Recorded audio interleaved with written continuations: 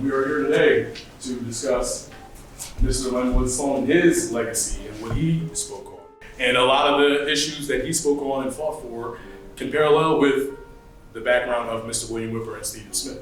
I portray the character of Stephen Smith. I started out in Columbia, in the lumber yard. We carried coal, we carried lumber, but we also carried freedom seekers who were on their way to freedom in the actual railroad train. My name is Marquise Brogdon, and I do portray William Whipper. And Mr. Whipper was an abolitionist and a moral reformer in his time. And we are here with the William Whipper Reading Circle that I established. And we meet each month and we discuss a lot of the topics that are relevant of today and yesterday.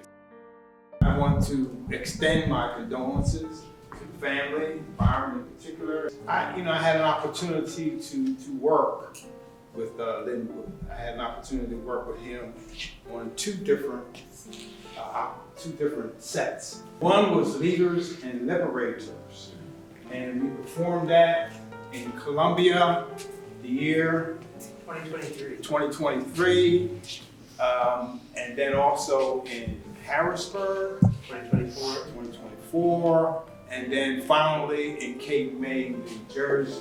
Mr. Sloan, he just had light with him every time he came to the ticket window. We would just see each other in passing, and then at the train station, there's a section for the Historical Society, and they have displays. And a couple times I would see him and others to just have local art displays. And it would be educational pieces. It would be stories that, it's the unsung heroes. And I think he was a champion for that. He reminds me of this song that Michael Jackson had called Gone Too Soon. Born to amuse, to inspire, to delight. Here one day, gone one night, like a sunset, dying with the rising of the moon, gone too soon. And that's how I feel. Lenny, just gone too soon. I spoke on moral reform. I actually co-founded the American Moral Reformers Society, actually in Philadelphia. And also, as Mr. Stephen Smith mentioned here, we owned our railroad company and was quite successful. Now, unfortunately, we did receive a lot of backlash from locals in the area because we were almost ran out of town. They actually burned down a lot of my businesses. And when the nations of the earth can point to our whole people and find them possessing a character, the Christian base of which is as broad and high as that of the individual I have exhibited in miniature, it will be then that they will regard us as virtuous ornaments, that our sable hue will be changed from a badge of degradation to a badge of honor, that the more dark the complexion, the more frizzled the hair, the more illustrious the personage. And so he is Whipper and the other black intellectuals of that period, the antebellum period. This is the years before the Civil War.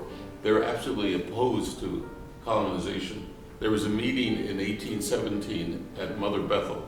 James Forten, who was a hero from the Revolution, he chaired the meeting, and they said, "We built this country with our blood, sweat, and tears. We're not going anywhere." Slavery and intemperance are connected. Both are means of stealing freedom. I spoke on the need for nonviolence and temperance. And we are here today to discuss Mr. Lenwood Sloan, his legacy. When he would leave the ticket window, he would say, "Be good to yourself." That was kind of his sign off, just be good to yourself. He always just found the good in people.